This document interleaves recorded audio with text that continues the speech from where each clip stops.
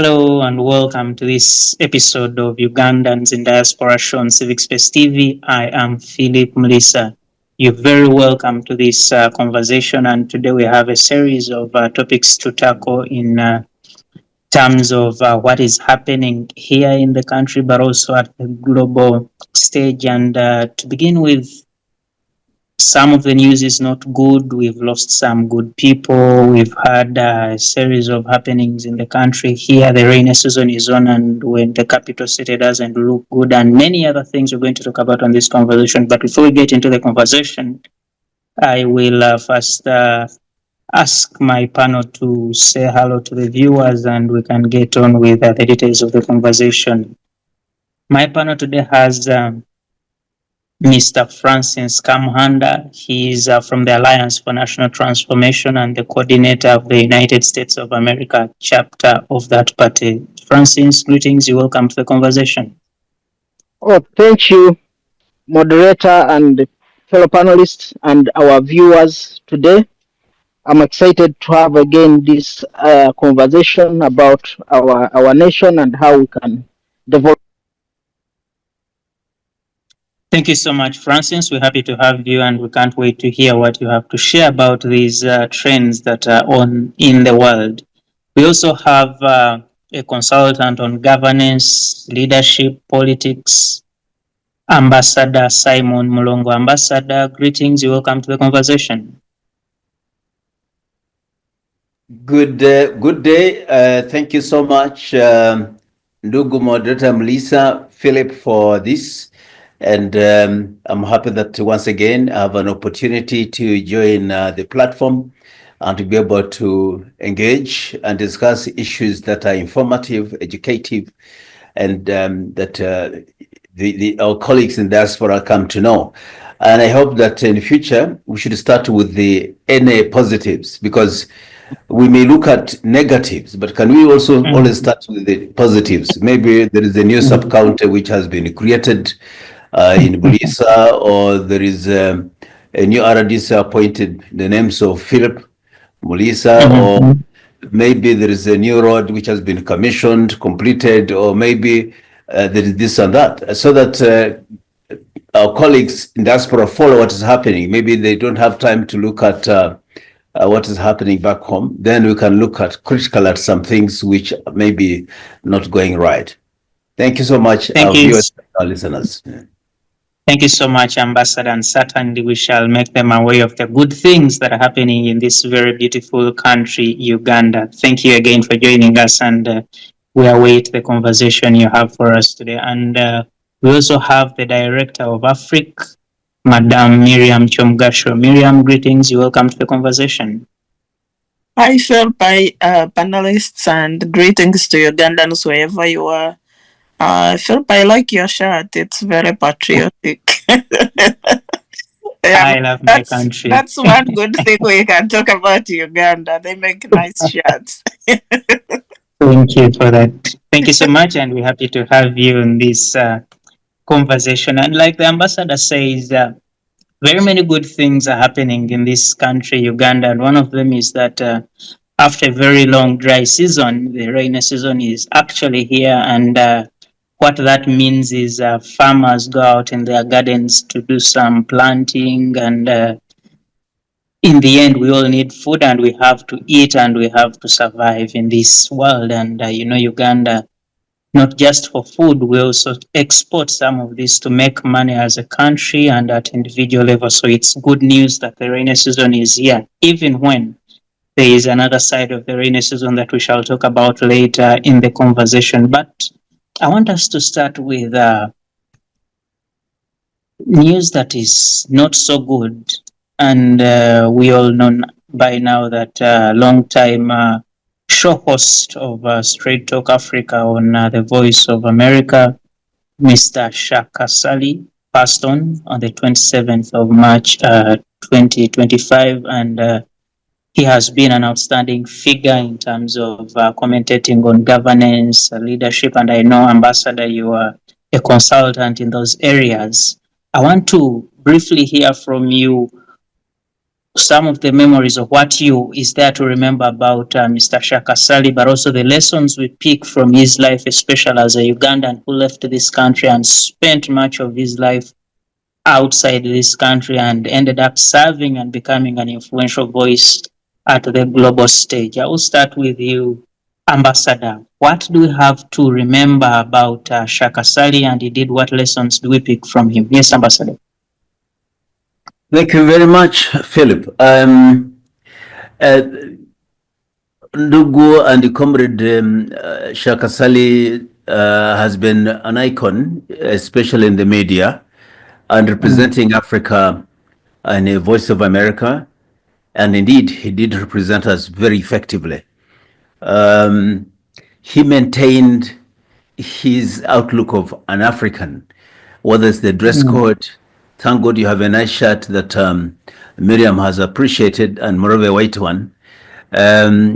Yes, that kind of outlook, that somebody dresses like an African, speaks like an African, and represents Africa's interests. He hosted very many shows. I've not researched to find out how many they were, but they're really countless, because he would have anybody going to America appear before in his studios, and he would encourage them to speak about Africa, various corners, whether it is the West Coast, whether it's the North Coast, or the South Coast, or East Coast of Africa. All people who would go to America with notable position or having views to share with the other Africans would be hosted by him. And we definitely we're going to miss him. We've lost him, unfortunately, and in a manner that he's had to really fight this long illness. Of course, if you know his history, he was in Uganda. He served in the forces and abandoned the Amini's forces and went to look for greener pastures. And he never went underground. And for him to have opted to serve in the media house that projects his image and also project Africa's image, it is a courage that many people don't do, because we have many colleagues who live here and go out there and they go underground, or they serve in a manner that they don't want to be seen or be heard. And that's why I'm happy for you and for those who put up this platform to say, no, we must have a link to diaspora. And to me, this is part and parcel of the philosophy of our colleague, the late colleague. He used to take interest in Uganda's politics, and at some stage, actually, he supported NRM for a long time, until later on he fell out with NRM and supported the opposition parties. But his opposition was not just sentimental. He would really give reasons. He would really sort of explain his position.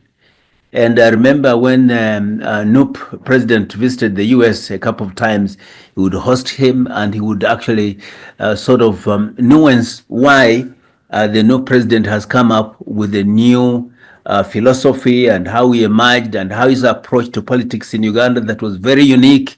He's a person who spoke out things, not just emotions, not just allegations, but he spoke from a researched and knowledge and information point of view. So we shall definitely lose him, and I just hope Phillip can grow and fill his shoes with the time and becomes a Shaka Ssali of sorts, and all other members who can aspire to be able to be as iconic as Shaka Ssali. Thank you so much. Thank you.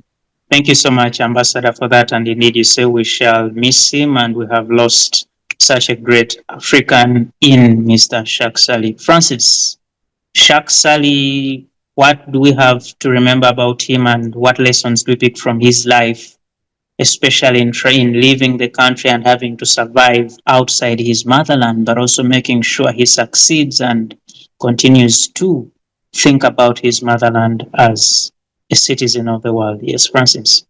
I wanted to add that I personally had a number of interactions with him during the 1994 Constituent Assembly. He used to come around, and I was in the CA, so we would exchange a lot of ideas on a number of things. the question of the Rwandaphone Ugandans, which had become really a heated debate. And he helped me to understand fully those who were found into Ugandan side upon demarcation, and those who migrated into Uganda. Having come from Kabale, from Chigezi himself, it really gave me a lot of insights. And I delivered a very resounding presentation on the Rwandaphone Ugandans.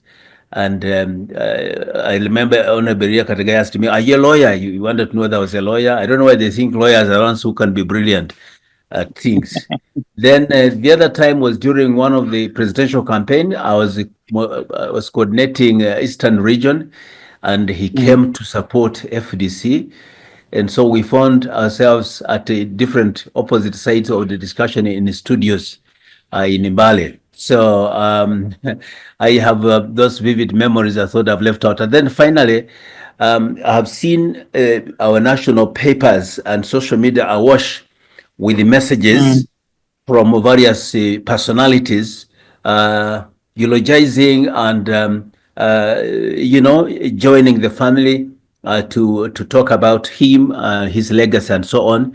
The Prime Minister, the former Prime Minister, Dr. Rugunda, he's really been so emotive about him and other leading personalities. So I would like to say that his passing on has caught Uganda by a spark, and almost many and everyone notables are talking about it. Thank you so much. I forgot that bit out. Thank you so much, and it's important to put out those personal engagements with the person of Shaka Ssali. Miriam, Yes. Shaka Ssali, what do we have to remember about him, and are there any lessons to learn from his life and how he has been able to contribute to the governance and progressiveness of this country and indeed the entire world?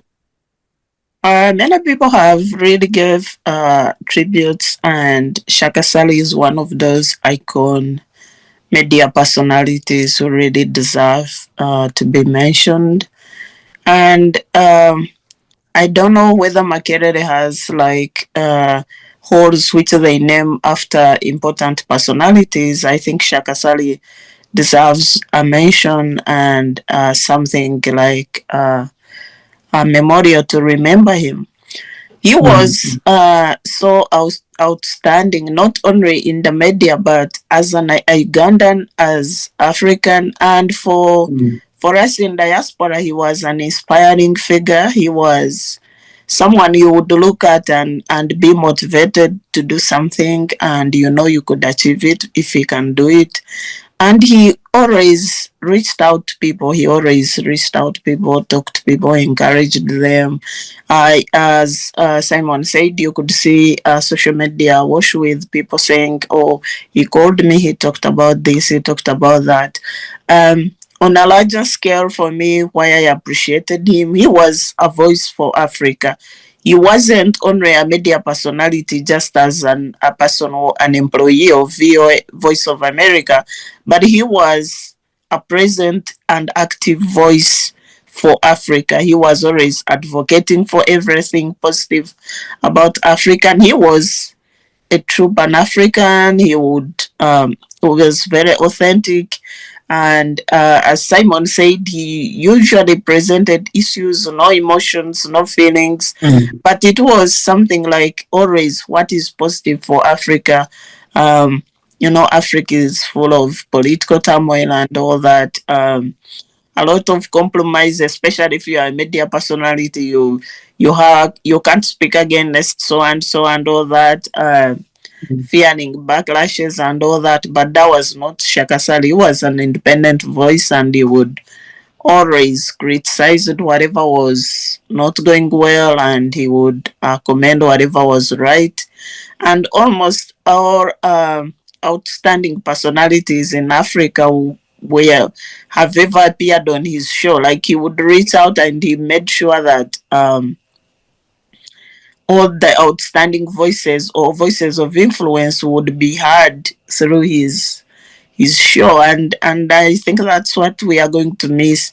But hopefully he mentored so many people who can take after him, Even though his shoes were big, I hope after he had inspired so many people that someone might come in and also many other people would replicate what he was doing in different other platforms wherever they are.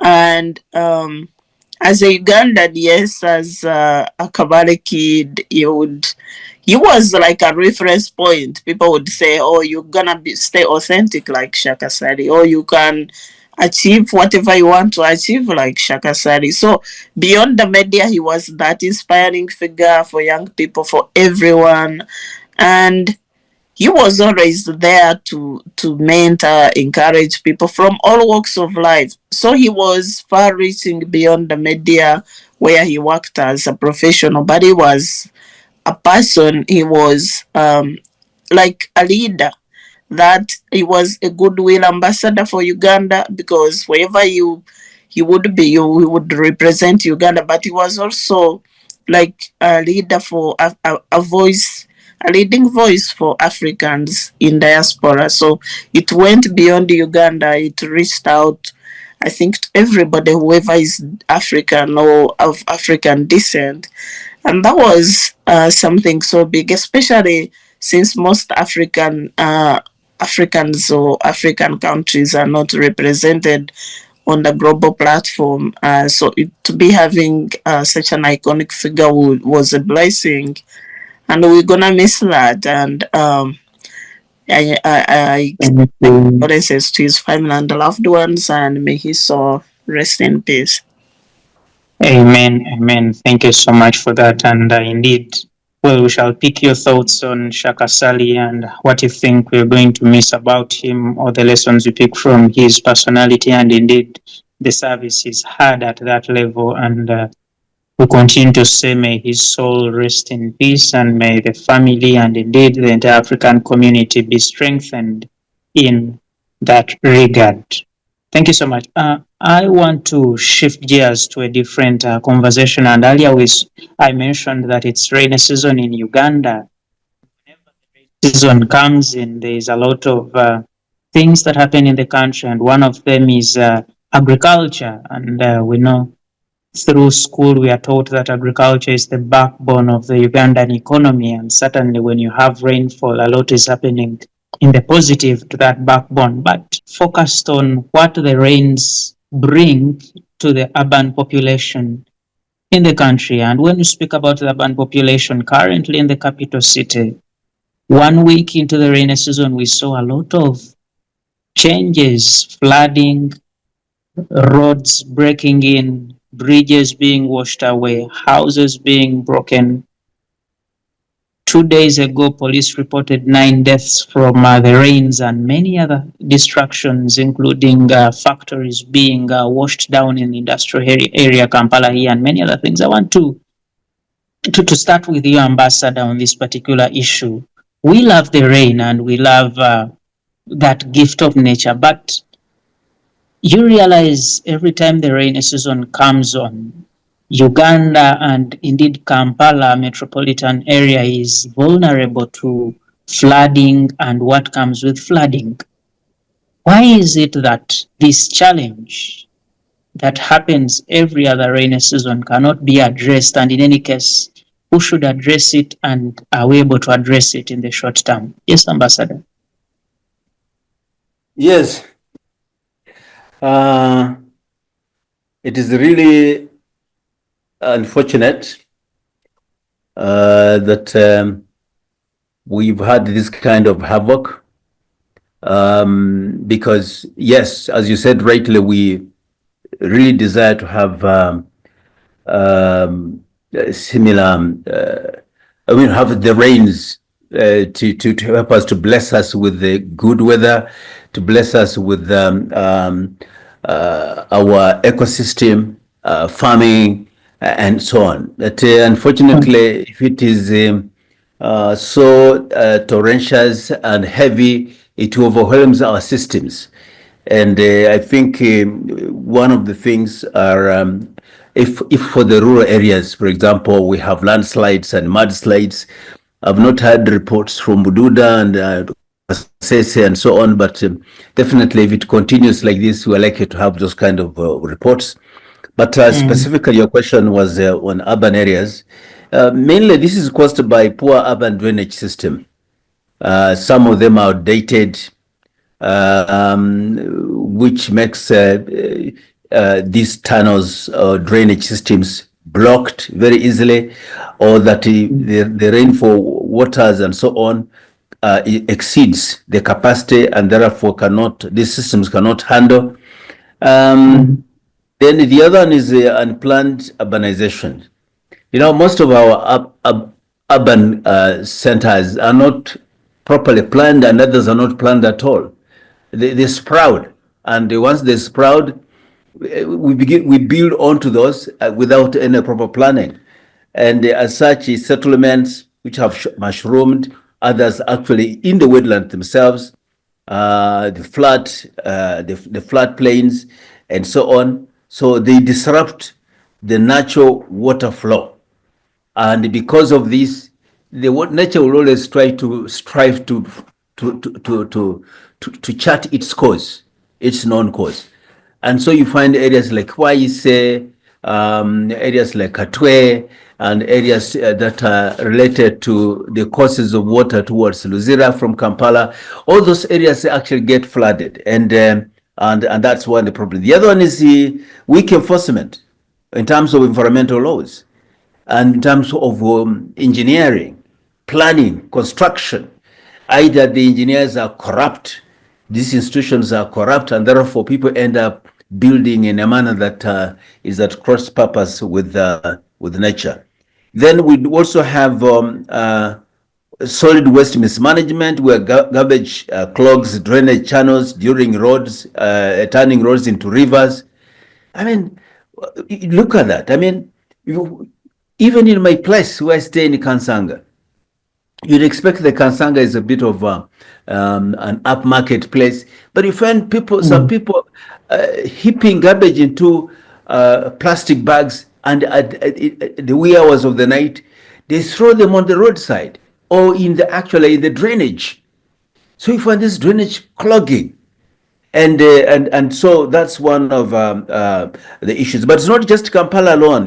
We've had the same problems in Lagos, in Nigeria, in Accra, in Ghana, in Nairobi, in Kenya, and so on. Even in the West, you find some of these situations of flooding in some cities in the West. So I think this is something that we need to take very seriously as a lesson. It's not just about us here alone, because I remember 3 years ago in Houston, in Texas, there was a lot of flooding during rain days. In UK, I remember in 2021, there were torrential rains that overwhelmed drainage in central London, and so on. Venice, which is supposed to be a city on water, also had sometimes serious high water levels that drain into homes and so on and so forth. So I think that the lesson is we must have urban development and growth carefully. That in addition to having climate resilience planning, but we need to make sure that we have greater capacity to be able to plan properly, to be able to invest in the drainage system, so that we can contain this. We cannot just continue having this forever. And also to ensure we have proper governance and enforcement that is supposed to be done, these corruption things that we've talked about, and so on and so forth. Thank you, Ambassador, for that. And you mentioned a couple of challenges, including unplanned development, urban growth, but also weak enforcement of the laws. And later in the conversation, I'll ask you to help me about this enforcement, because Kampala is one of the cities that have many governors, if you call them so. You have the Lord Mayor and his councillors, you have the executive office and the entire team, you have the ministers and the entire team, you have very many leaders who should be doing this enforcement, and certainly why are they not doing their job. But later in the conversation, I want to come to you, Miriam. Look, we keep having these conversations of flooding Kampala. People keep dying every other year. We have a rainy season. buildings get spoiled, businesses spoiled, bridges broken. What practices can we adopt as a city to make sure that at least we are sure of what the next rainy season will look like, and certainly we reduce the kind of damage we keep getting every other rainy season? Yes, Miriam. Philip, Simon has hinted on it. Poor planning, corruption. It's poor governance, poor delivery of services, and Kampala authority, city authority. I don't know what their work is, but they have a mandate to look after the city. But so before the rain, the problem is potholes and the dust. So obviously, when it rains, it's gonna be mud and the floods. It's just like expected. And Simon, the difference between London and Kampala is that in London, the floods might come in when they have like a rainy season, like maybe El Nino or whatever, or the weather that season was too much rain or what, and that problem, when it comes, it gets solved and it won't happen again. But the difference is in Kampala is, so we have 2 rainy seasons in a year in Uganda. So every rainy season, it's like you have to buy gumboots and you know it's gonna be flooding. So you know what to expect. People even know where the potholes are, industrial area, whatever. They know where the big ones are, and the borders even positions themselves there to carry people. Like, you know, if you left there the bottle the other year, even the next year, it's gonna still be there, and nobody's bothered to even open the trenches. Nobody has even covered it. Nobody has cleared the roads or even planned on how to manage the rainwater next coming season. And if the rain is expected and it still rains on you, it's like you know it's gonna be raining tomorrow, but still you haven't even gone for shelter or anything, and the rain still rains on you and you can't do nothing about it. What's wrong with the management? So it's not about the people. And then you blame the planning. Yes, who is supposed to be planning? And Kampala is just a microcosm of Uganda. If you see Kampala really drenched in rain and the mud and the floods, and nothing has happened, the way the streets are, they are like a picture of what is happening everywhere. The way you see the muds and the people falling in floods, that's how you're gonna find the Mulongo ICU disorganized. That's how you're gonna find schools messed up. That's how the city councils are messed up. That's how the ministries are messed up. So everything in Uganda lacks management, proper management, lacks proper planning, lacks execution of services properly the way they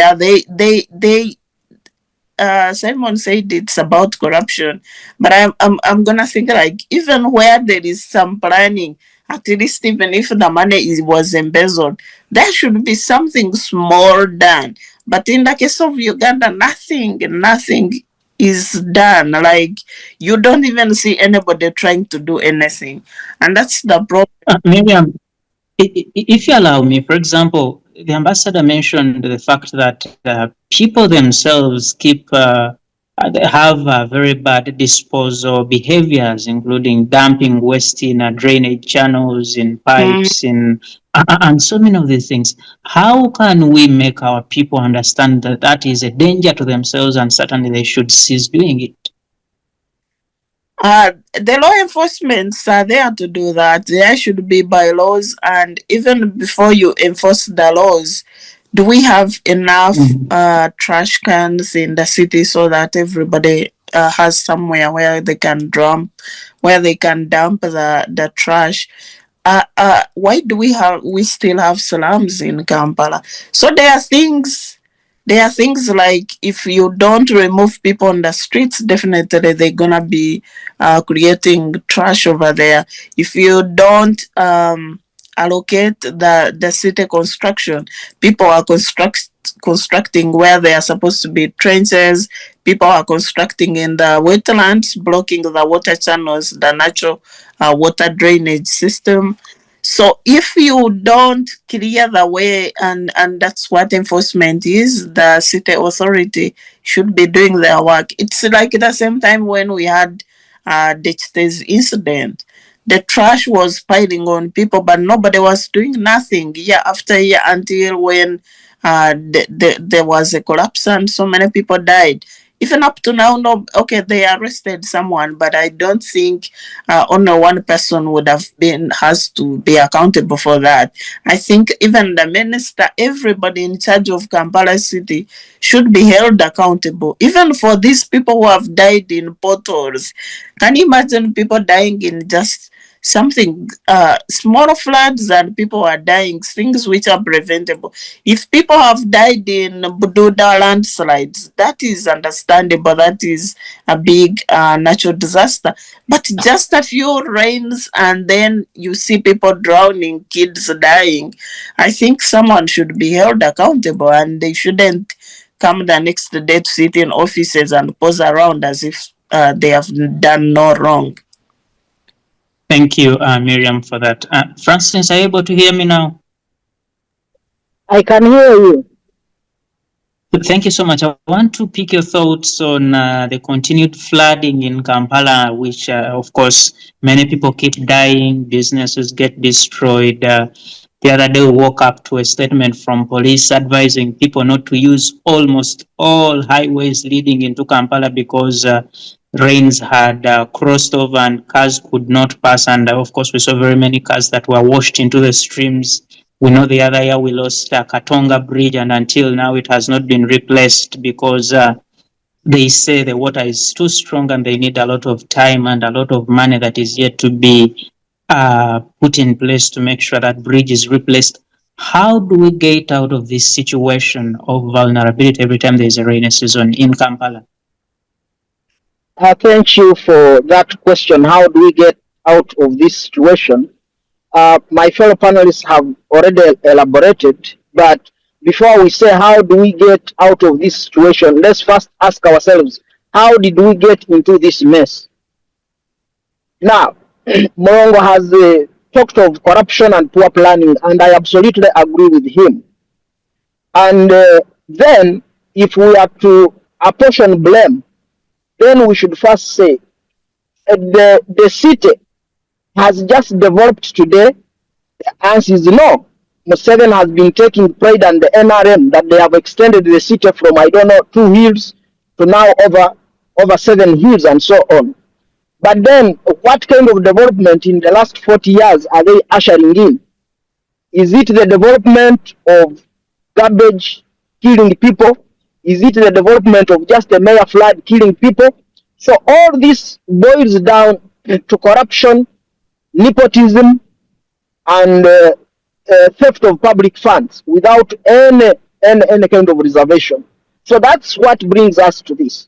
Now, when you look at nepotism, there are tenders that are awarded to people to do something who are incompetent. And then at the end of the day, when a catastrophe occurs, nobody is held accountable. Like, none of us appoints the authority of Kampala, the executive director. All these are appointed by the president. So does he appoint incompetent people that do not know how affairs are managed? I absolutely agree that poor planning. I'll give you an example. Look at our roads. Even where you find a road passes through government or public land, like a national park, they will still leave 1 meter as a road reserve. Does that make sense? And yet there is where we would even have maybe a reserve of around maybe 10 meters or 20 meters. So I still say that it is solely the government that has been entrusted on behalf of the people to help and develop that is responsible. Now, when we come to public awareness, the public are aware. Like, for example, if we talk of Katanga, Mm. even when you go and conduct education there to at least inform the people, but they have a problem. Do they have the resources to do or to implement what you are talking about? But if KCCA improves on the number of, for example, simple trash cans, and garbage is collected on time, and garbage is treated or transformed into other things, or garbage is sorted, that here is where we can put the bottles, here is where we can put the maybe plastics, here is where we can put compost, those that can decay, and here is what, and then from right away from the source, the garbage is sorted from a household. Then that would make sense, would not have those drainage channels being blocked. Now, for government, since the city has been expanding, I have never heard of another bigger channel bigger than Nachivuvu.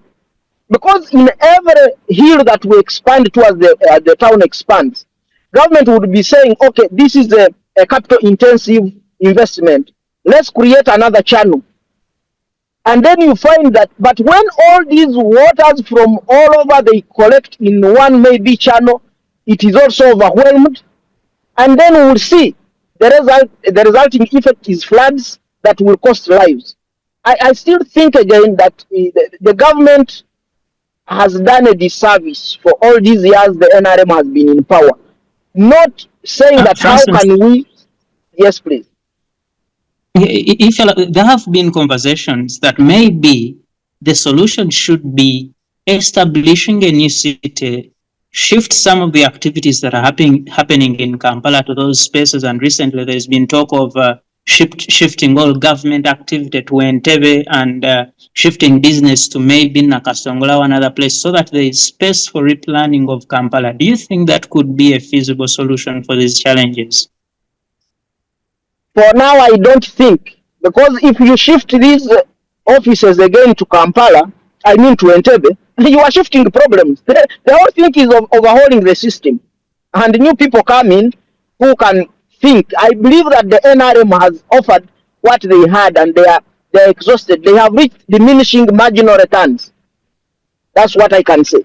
Wow. They have nothing of value that they can add onto the development of Uganda.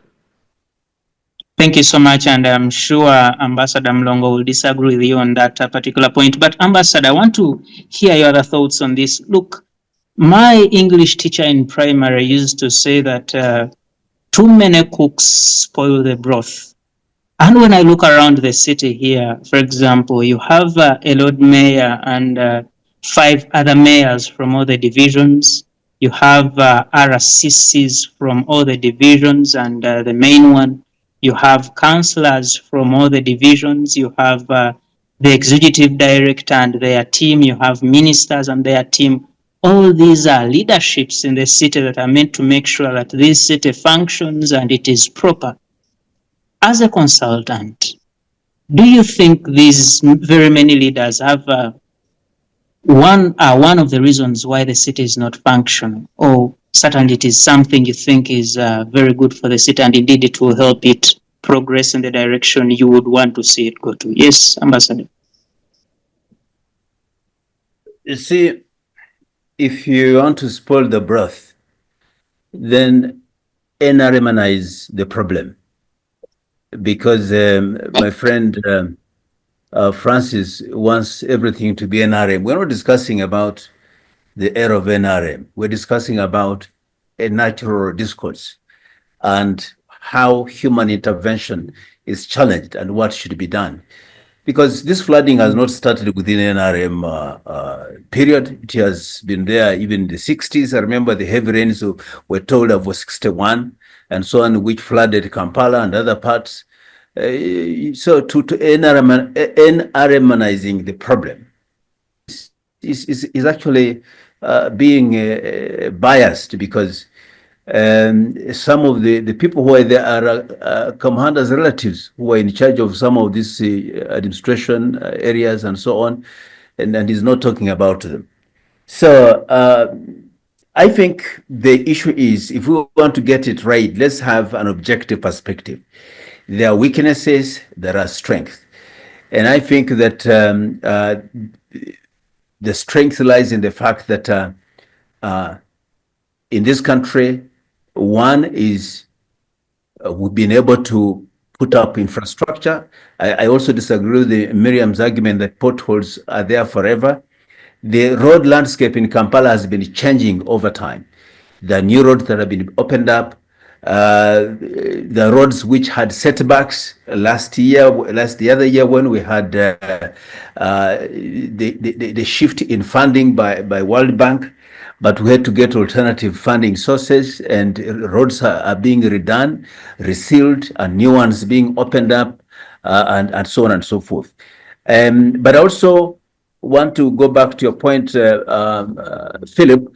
Yes, it is true that there are also governance issues that we need to focus on too. It's not about multiple number, because those people have different work they do. The RCCs, the RDCs, they have their own work, which is to do with the linking the center to the regional local governments, whether in Kampala or outside. They represent the interests of the president because of devolution that we have, because this LOC5 local governments, under the law, they have their own autonomy, and they can engender policies that which may not be in the interest of the president. So to marry the ideas from both the linkage between the center and the peripheral is to do with the RCCs and so on. They have their own work. They also oversee governance performance and also help to advise and guide. So that's their part. So they may be doing their work, maybe not as effective, but also the local governance. We elect the mayor ourselves. We elect their councillors ourselves. And we are the ones who should therefore take responsibility. Why did we elect a mayor who is ineffective? Why do we elect a councillor who is ineffective? And so on and so forth. Because local governments, like Kampala, has its own structures that are elected by the people. So do you blame Seven for it? Okay, we can blame him for some things, but the budget goes to the mayor, it goes to the divisions. They're the ones to hire and fire staff. We have this, the center has its own staff, but those ones don't serve the mayor. The ministers don't serve the mayor. The RCs don't serve the mayor. They only interact with the mayor and his team, and so on and so forth. So to just heap a blame on one party is actually misleading. And that's why sometimes I wonder if with the elites, how would we now talk like those, as Romshana called them, like Malwa groups? We should be talking in a manner that espouses knowledge, to say, this is it, this is what it is, and this is what's causing it. It's kind of nuancing evidence. But we should not just say things because NRM. No. Who is this NRM? When you open up NRM, you find Lukwago is not NRM. He's the mayor. The deputy is not NRM. The hiring and firing, they have the City Service Commission that hires people and so on. So I think we need to look at that. Then the other one is we have impediments like Mango. Mango refused Kampala expansion program because they said they're going to lose out. In the 60s, we had Mango municipality under Kabaka. And recently, when we wanted to expand Kampala to include the Nansen and so on, the Buganda refused. So Nansen has now grown as it is, but it's not part of Kampala city. And because we wanted to expand Kampala city to Mukono, to cover Mukono, Entebbe, and the whole of Wakiso, or Busiro as Baganda call it, Busiro, and so on, up to Gayaza. But Buganda refused. They said, we cannot allow that. So those kind of impediments come in, that not everything is within the hands of the city authorities. They also have some impediments. The other one is resources. We had problems of resources. If you remember, Jennifer Msisi did her best and so on. And then the recent one, my sister who was caught in this problem of garbage management. Dorothy Kisaka. Yes, Kisaka and so on. Sometimes it's resources, because we have so many competing needs in the country. This cannot just be the only one we can focus on. So I think just like, yes, of course, Miriam said this problem with Kampala is different from other urban areas, but urban areas, if they also face problems of flooding and so on, it means it is a signal that there is not everything is well. Just like we have flooding now, our flooding is not cannot be said to be different because it is Kampala. No. Flooding is flooding. It means it is overwhelming the common sense. It is overwhelming the set systems. So it can overwhelm anybody else. And I think our approach should be that let's diagnose the problem. And as you said, one could be structural. Second, one, human, like corruption things. Three, political, like now those impediments I've just mentioned, and so on. And then the other one would be that our structural engineers and civil engineers may not be up to the task. Because if they were up to the task, they would have. Because Nakivubo channel is the biggest we have. It took us a long time to see that. Why do we take so long? Why can't we read that the roofs that collect water and pour it down, the roof coverage in and around Kampala has developed so much that the amount of water can be computed. There are in millions of cubic meters that are growing day in, day out as new structures come up. Why don't they see this synonymous with development plan?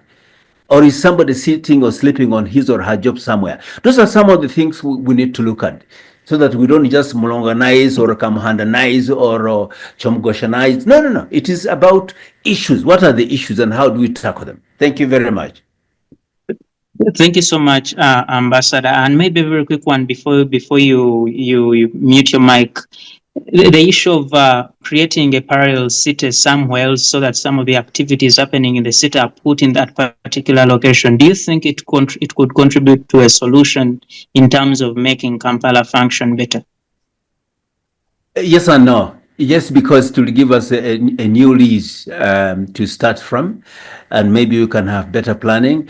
When I was in the CA, we had ideas of shifting Kampala, the city, to Nakasongola because of the strategic depth issues.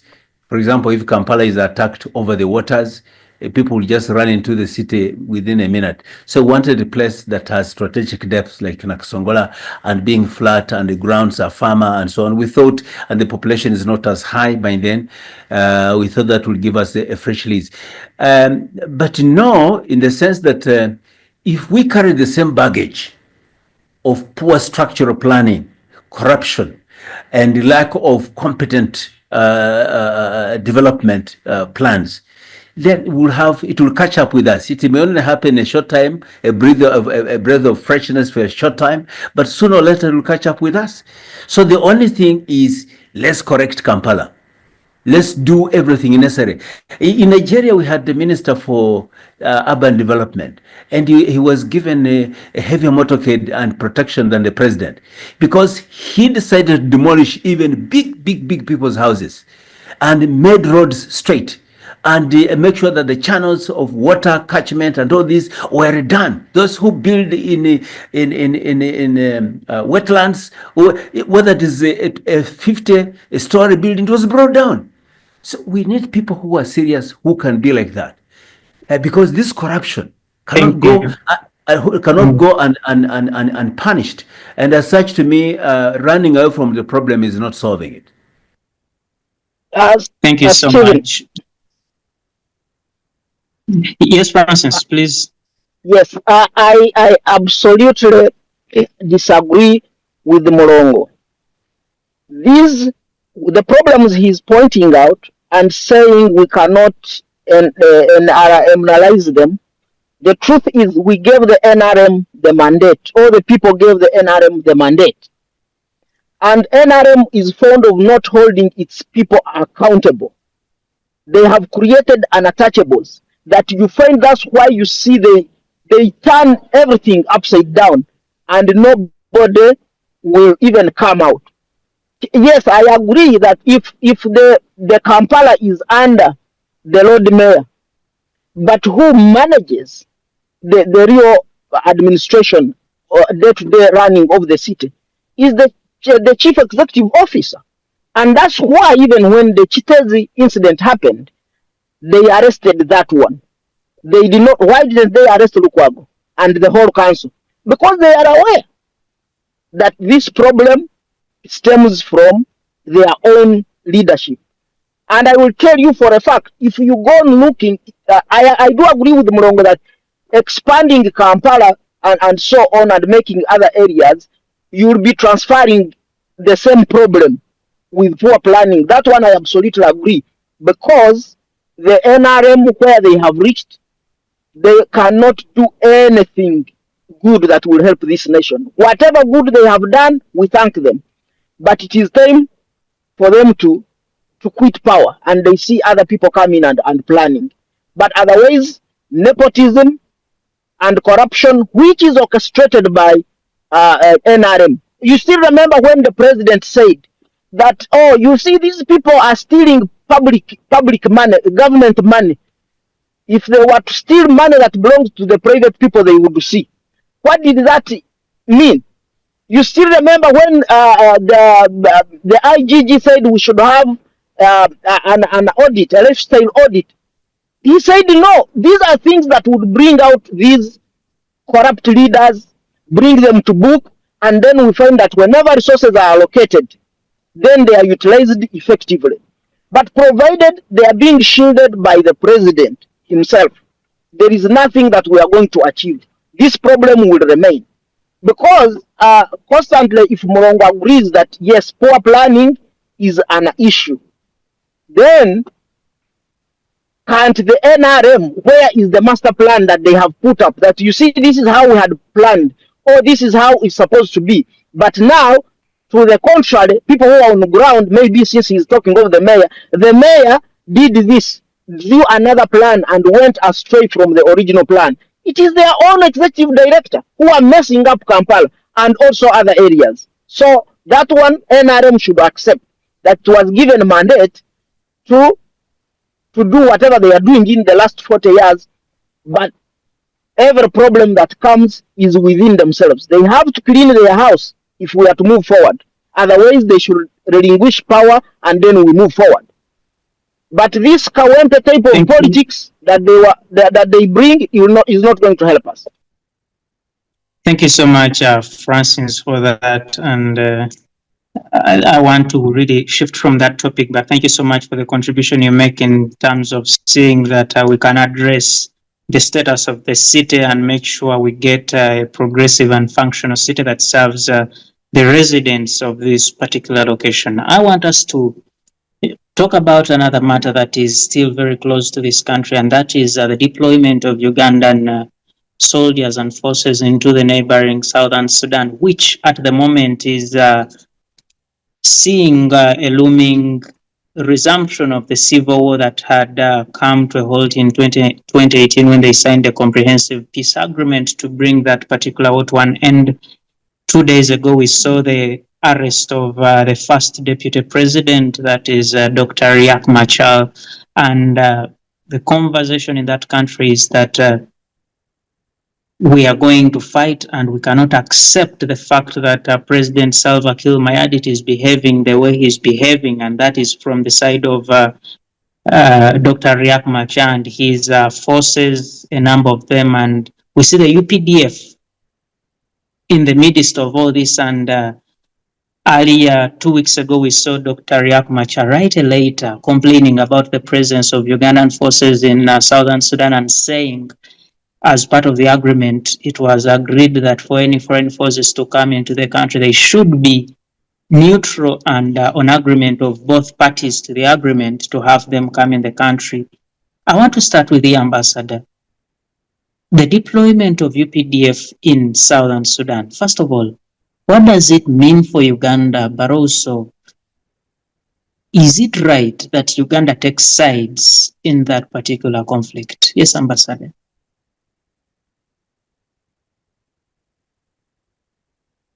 Yeah, thank you very much. First of all, in our parallel politics and governance in this country, the opposition are said to be government in the wings, in the waiting. Though they're supposed to have, that's what they have shadow ministers. They're supposed to have parallel government plans, just in case they take over, what plans they are supposed to have. So I had wanted my brother to also share with us those plans, but pertaining to the structural revisions and development of the city or the cities in relation to this. Can he give us any his blueprint as opposition to say NRM's plan is abortive, therefore theirs is more competent? Let him show us next time we meet. Now, your issue is about the South Sudan crisis. To me, it's about political betrayal, ethnic fragmentation, and militarized competition, which is at play. And it has a lot of ramifications within the young country, but also with the whole region. You see, Uganda has been supportive of SPLA since it was forced out of Ethiopia in the 80s.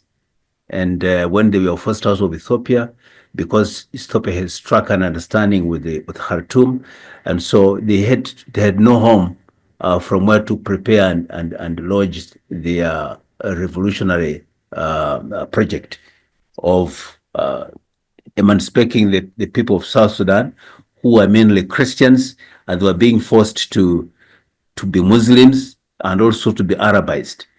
And so since then, they gained independence. And when Garang died, of course, you know, there was that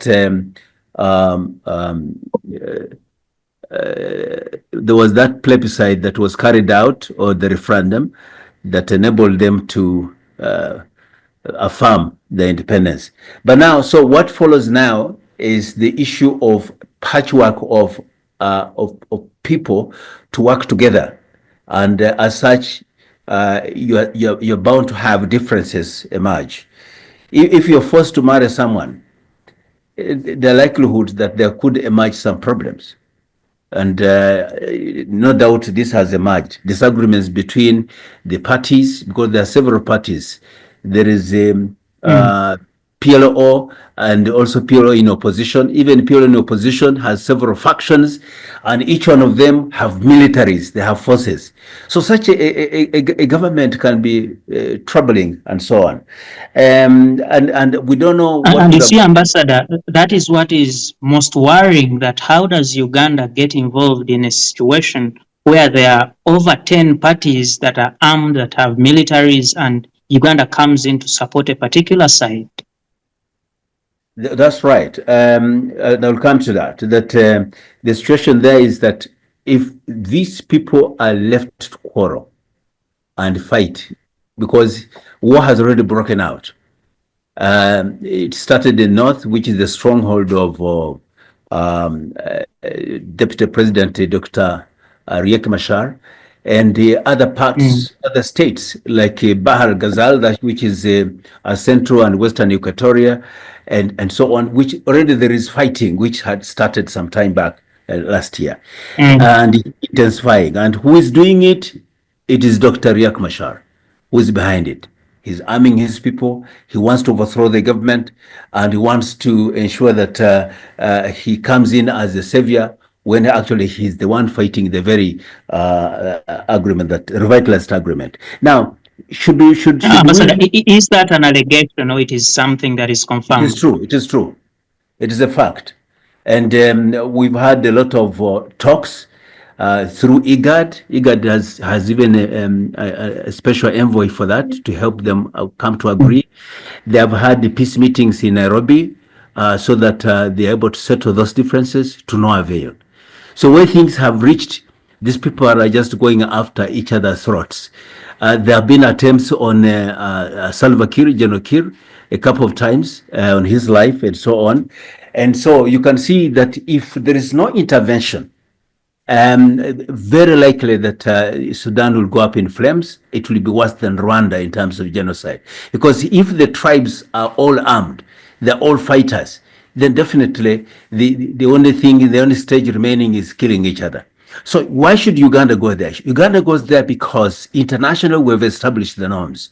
Under the UN Charter, we allow the international community to intervene in case internally there is no capacity to forestall genocide or a deeper crisis or mass atrocities. That's one. Secondly, if that country feels that they are threatened, they are not capable, invite others to go in. They can invite some other member states to come in and help. And that is within the sovereign invitation. So once a sovereign state invites another sovereign state, it is acceptable under international law. And President Kiir is the sovereign president of that country, of the sovereign state.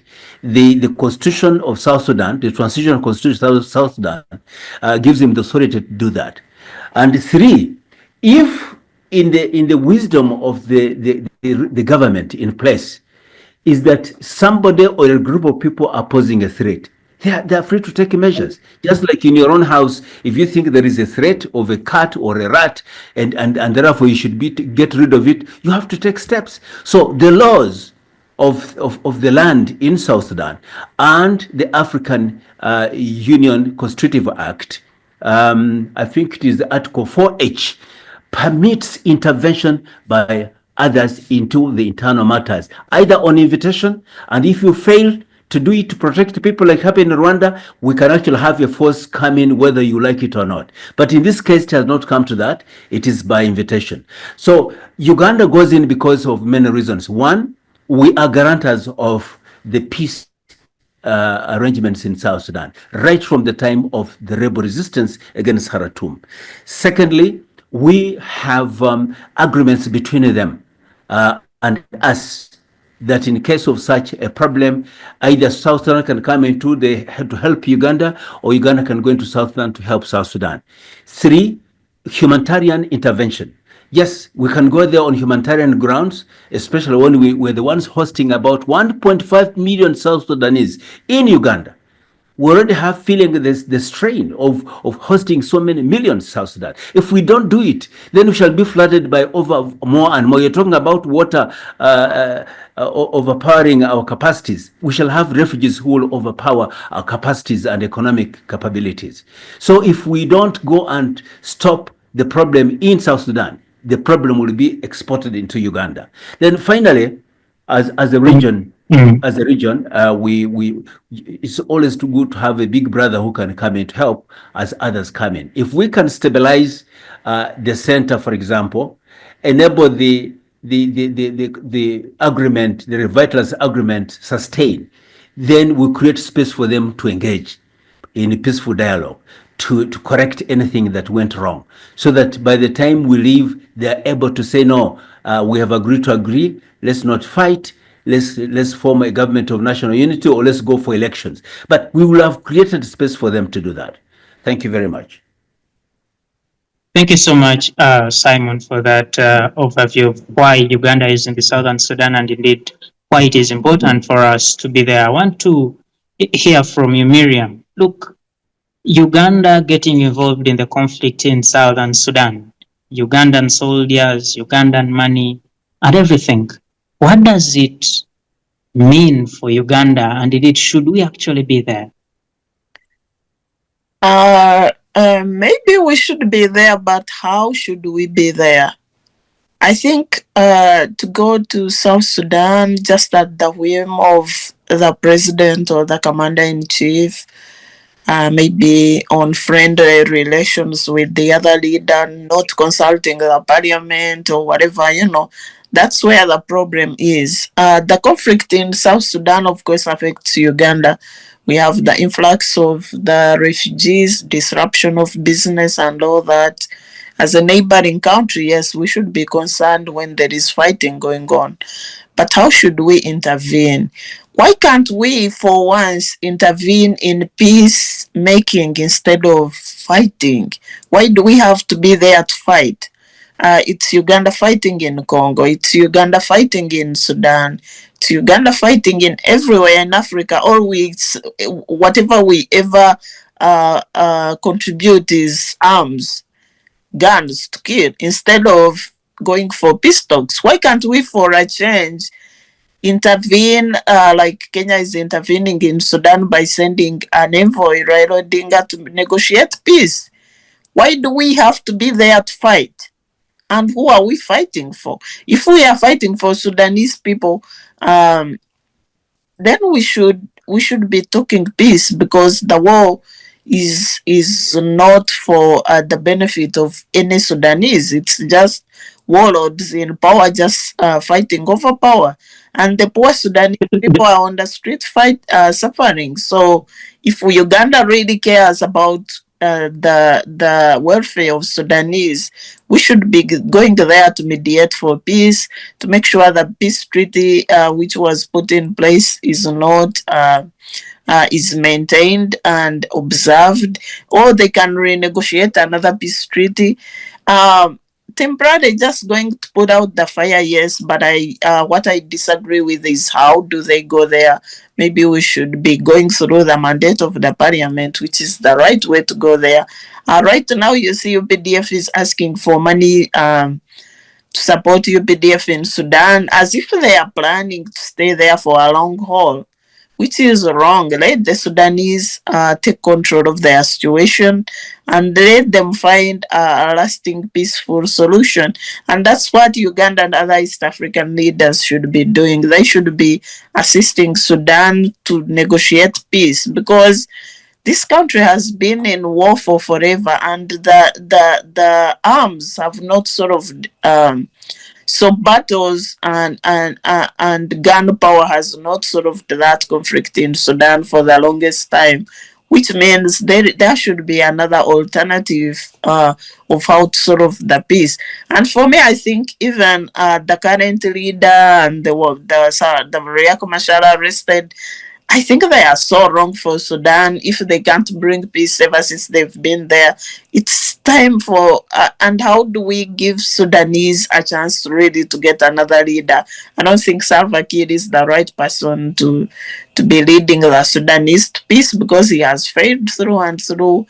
And Riek Machar, they're all warlords. The biggest loss to Sudan was the death of Garang. I don't know if there is an emergence of new leaders within their ranks who can occupy that space, because right now what they have are mere warlords just seeking out for looking out for their own personal benefit. Sharing power, if sharing power and resources is not possible, that's why they break out in fights here and there, and they are using their people, which they call their tribesmen, to support one group over the other. But I think the biggest source of conflict is sharing power. But there should be a way where democratically they can consult the people, and the people make choices on who should lead them. It's high time, because whether UPDF goes there for 20 years or so, there won't be peace. There could be just temporary peace, but the long-lasting peace needs a peaceful solution, not the gun.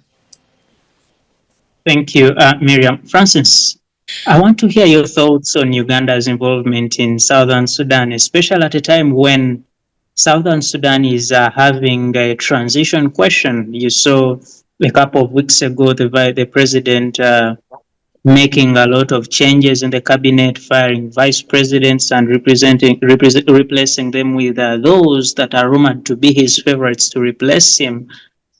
What is your general reaction to these developments in Southern Sudan?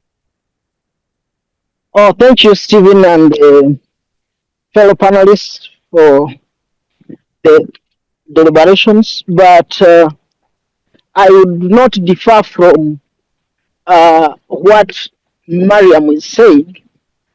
We have no problem with our soldiers going to help a neighbor, but we always question the circumstances under which they go to help a neighbor. I also do agree with Mulongo saying that, okay, if you hear your neighbor's house has caught fire, you run there to go and rescue.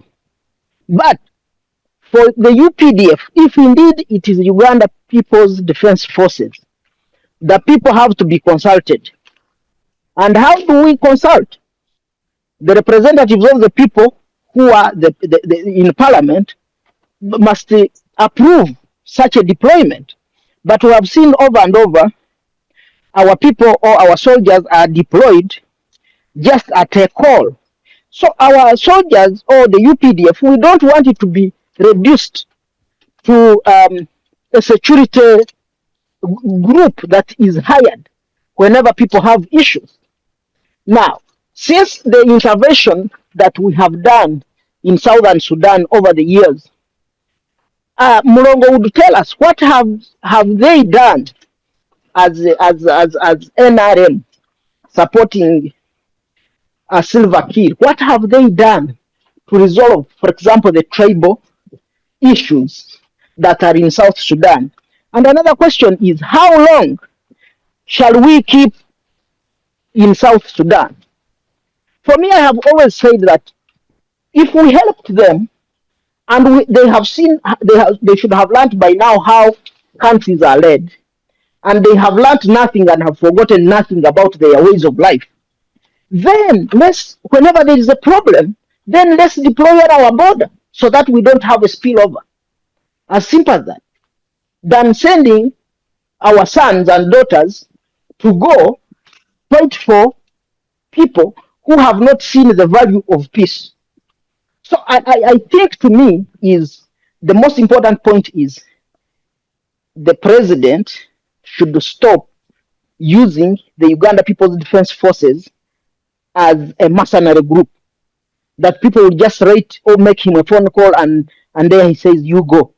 I'm vehemently opposed to that. I know there are bilateral agreements and so on and so forth.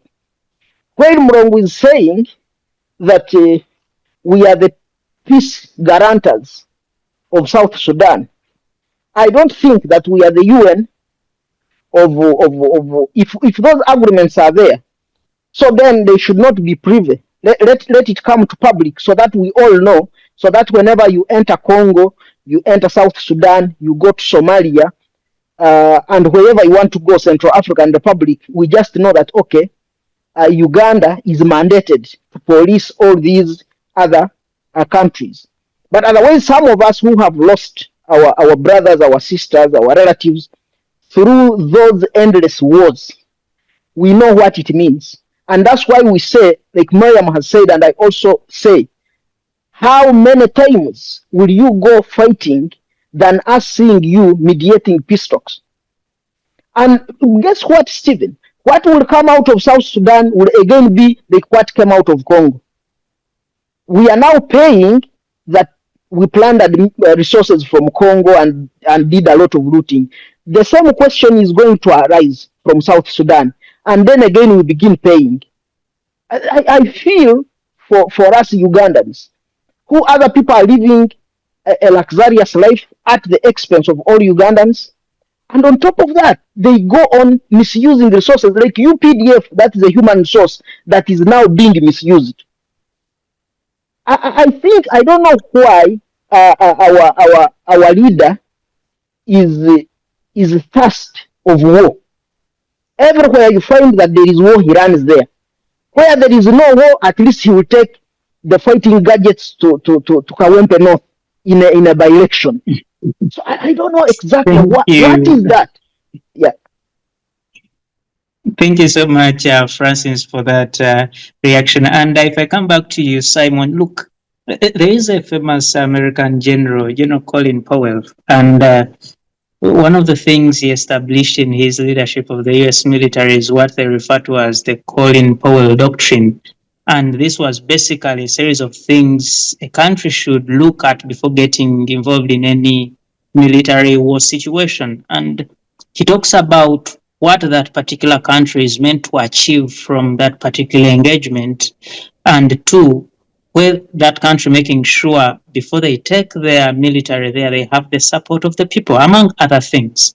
One, what is Uganda going to achieve in being in Southern Sudan for itself? And number two, do you think the Ugandan citizens are in support of this mission? Yes, Simon. First of all, I want to request that we talk intellectually and coordinate our thoughts. because it's very important to define the problem and therefore now critique or see how best such a problem can be addressed. One, we're not everywhere. We have about 28 war spots in Africa, and we're only in 3. We're not in all the 28. Two, we're in Somalia because it is our calling as an international community to participate and contribute to stabilization of Somalia under the auspices of AU and UN. We're in Congo because of bilateral agreement with DRC. And we're also in Sudan with the invitation of President Kiir, who is a legit leader of that country, not as a person, it's not personal friendship. It's not a love affair. It's a serious national security matter that they're facing. And I think also it is important to look at the law. What does the law say before we talk of whether Parliament and who has done it? For the benefit of colleagues, I'll read Section 39 of UPDF Act, deployment of troops outside Uganda. 1, the president may deploy troops outside Uganda for purposes of 1, peacekeeping and or peace enforcement. 2, deployment of troops for purposes of peacekeeping shall be done with the approval of Parliament. You understand? If it is peacekeeping, it has to be with the approval of Parliament. Now, so if we go to Sudan for purposes other than peacekeeping, that is peace enforcement. Because there's no peace to keep as such. So it is peace enforcement. It's not peacekeeping in Somalia. Peacekeeping is like the UN things. This is not a UN type of peacekeeping, because we have UN in South Sudan. They've been there ever since the liberation struggle against Khartoum. Why haven't they kept the peace? They have not. So we go there for peace enforcement. It does not require that you consult Parliament for approval first.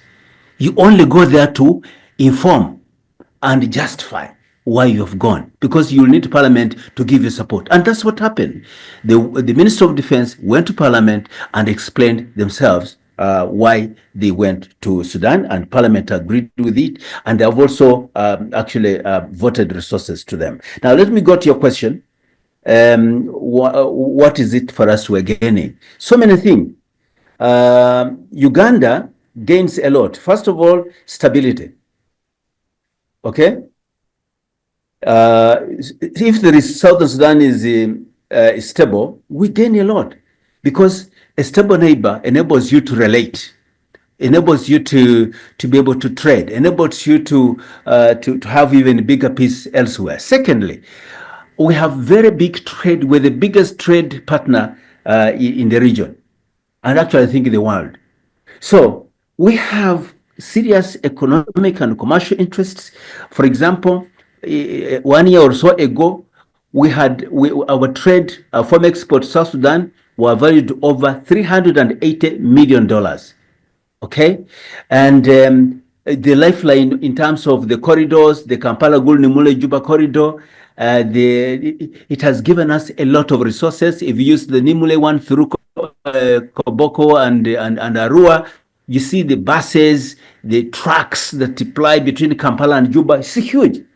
The other reason is it gives us geopolitical leverage and regional influence, because really, if we're a stable state and our neighbors are not stable, we shall soon also be engulfed in instability. So by going there, it gives us leverage as an influence player, but also to enable them be as stable as we are. The issue of oil and energy security. If these places are engulfed in the trouble, like the issue of extraction of oil in Uganda, we will be compromised.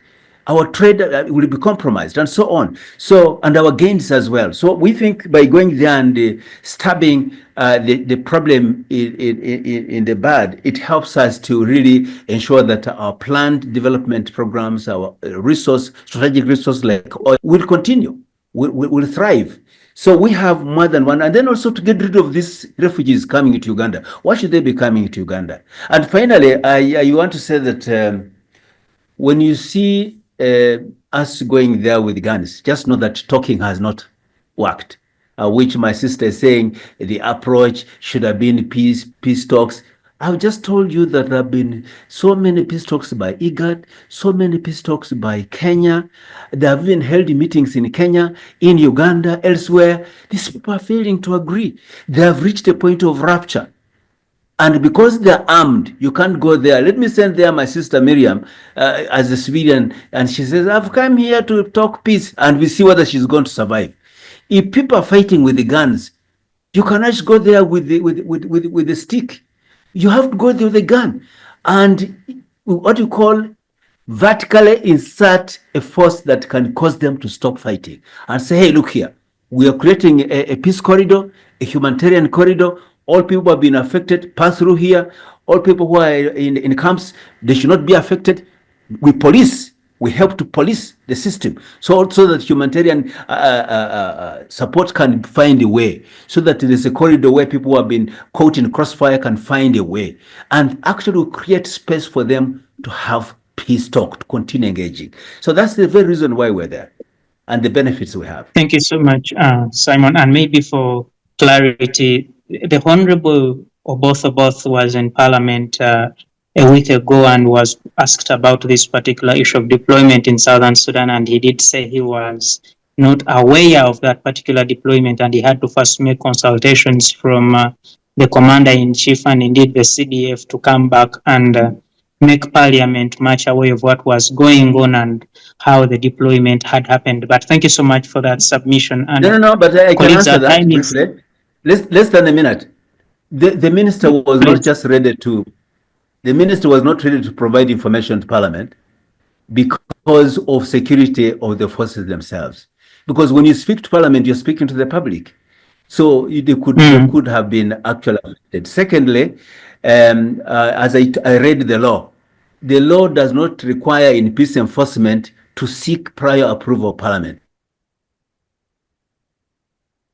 All right. Thank you so much, Simon, for that. Our time is very much fast spent. We have about 5 minutes to be out of here. So I'll seek to pick your final thoughts on this development of Uganda being in Southern Sudan and indeed being elsewhere, like you mentioned, in the DRC and in Somalia. And I don't know, maybe you'll confirm with us if we have left the Central African Republic. And generally, Miriam, I'll start with you as you give your final remarks. Does Uganda benefit from these engagements going forward? Yes, Miriam, quite briefly. Phillip, I don't know whether we benefit anything because UPDF being in Congo has not stopped the influx of refugees coming to Uganda from Congo. It has not stopped the conflict there. And then maybe if they had gone to stop ADF, somehow they've succeeded, maybe that. But in getting involved in Congo, supporting M23 and whatever, I don't see anywhere how it has supported Uganda as a government. Instead, we have a bill where UPDF robbed DRC minerals, and Ugandan taxpayers have to pay that huge bill to cover for their theft. So what do we benefit from all these engagements? That's why I was saying that I think if Simon can tell us how much we benefit if we fight in Sudan, if we go to West Africa and support a dictator here and there, what does it benefit the Ugandan taxpayer who pays the UPDF bill?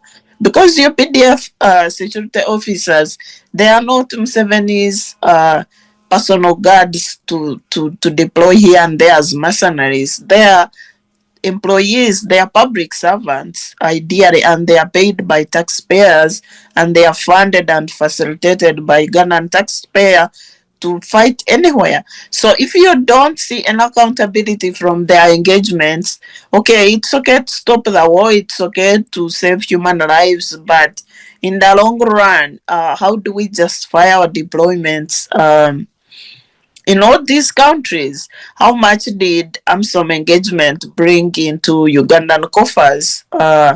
Except that maybe if our leaders benefit from those engagements and they don't tell us. That's why I was saying it's like a personal relationship or business for the army commanders and nothing to do with the Ugandan population or Ugandan government whatsoever. So if we don't see an accountability in those engagements, if we everywhere they have been engaged, the conflict has not stopped. That's also another thing. When Tanzania army engaged in Uganda to stop Idi Amin, the conflict ended and they went back. But with Ugandan case, it's like wherever they go, the conflict goes on and on. You don't even know whether they are going there to fuel the conflict or whatever. Like it never ends. And what's the rationale of being there if you don't even create any impact that is worth mentioning? On the other Thank hand, you. yeah, as a parting shot, Briefly, as you conclude. I think we really need to stop being the mercenary force of Africa. We need also focus on other things. Like I said, for instance, other countries like Kenya, Botswana send peace emissaries, whatever. Uganda has to send the army. Is that the only thing we can really deliver? Thank you so much, Miriam, for your thoughts on that. Francis, your final thoughts on these engagements? Oh, thank you, Stephen, and the other fellow panelists, and for Actually, us maybe to always. just a correction. Philip, not Stephen. Oh, Philip, sorry, I'm sorry for always sparing your time to moderate these shows. I know it's part of your time, but we are all trying to build our country because we love it, despite of the people who mismanage it.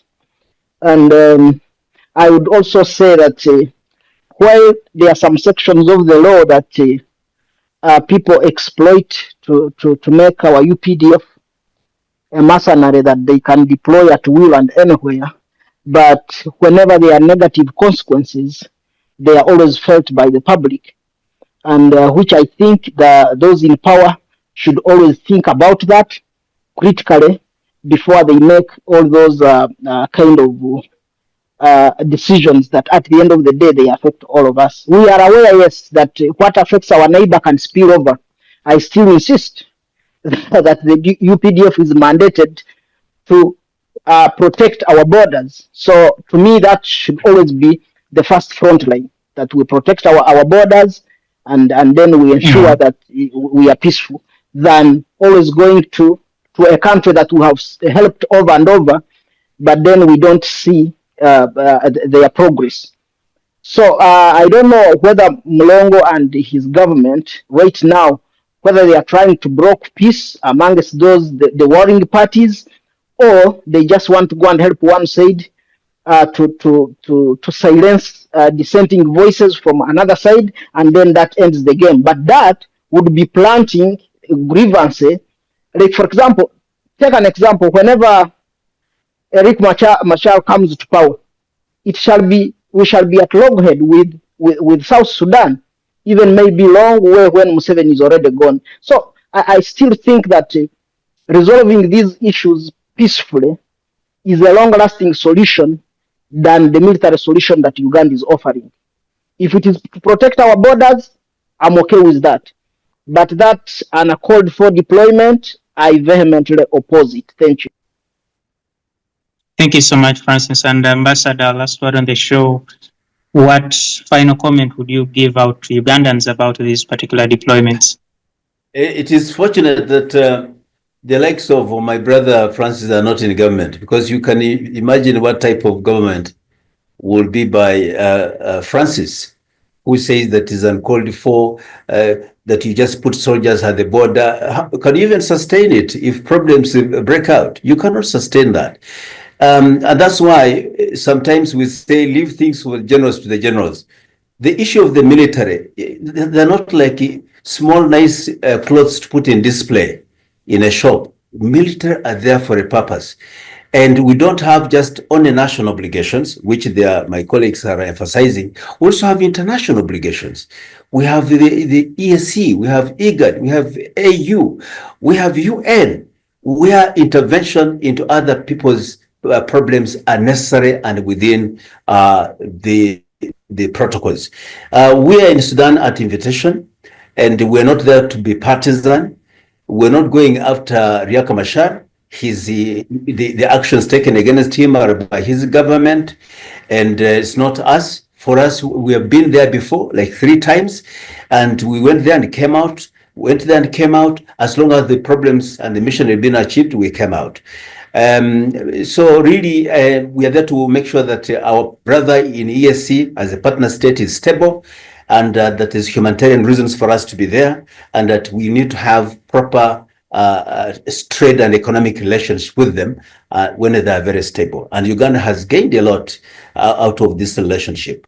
And thank you so much. Also, I want to thank you for moderating. When I saw you, I thought your age. I was worried that you not even managed to drive us through, but I'm very surprised and pleasantly so. You've done so ably. Shukran and asante sana, and keep it up. And the wealth of information that you have about General Paul and all this, I was sweetly surprised. Thank you so much. And for my sister Miriam, we always have punches at each other, but we smile after. Then Francis doesn't talk to me after the platform. I don't have your number. I don't have your number. And the UPDF is not an East African standby force. Yeah. Yes, but we don't work as the East African alone. This is a bilateral matter. We went there as a bilateral one. Thank you very much, and God bless you all. Thank you so much, Ambassador Simon Mulongo, for your thoughts and for making time for the conversation. Miriam Kyomugasho, thank you so much for your thoughts and for making time for the conversation. And indeed, Francis Kamuhanda, thank you so much for your time and for the thoughts you add to the conversation. And to you, our viewers, thank you so much for keeping it Civic Space TV and Ugandans in Diaspora show. Special thanks to the technical team and indeed to the Center for Constitutional Governance and all our partners for making sure this is possible. From us, we say good evening and may you have freedom always. Thank you.